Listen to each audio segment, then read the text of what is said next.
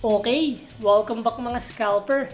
Another technical analysis for BTC. And wag na nga nating patagalin pa. Daily time frame is nag-close ng red candle, forming hammer and average yung volume.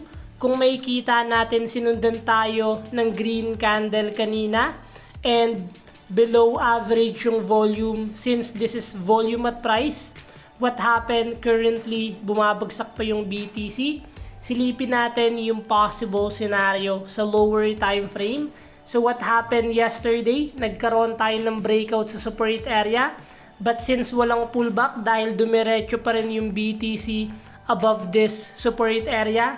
So currently, naglalaro pa rin yung range ni BTC dito sa descending triangle. So what we expect sa ganitong scenario, kung saan yung magiging breakout ni BTC, the moment na basagin nyo yung support area, possible magkaroon tayo ng downtrend continuation. But the moment na basagin naman ni BTC yung resistance, possible na magkaroon tayo ng uptrend momentum. We will always wait na lang kung saan magbabasag si BTC, and we will always wait ng pullback para maiwasan natin yung mga fake out gaya nito and for higher probability trade.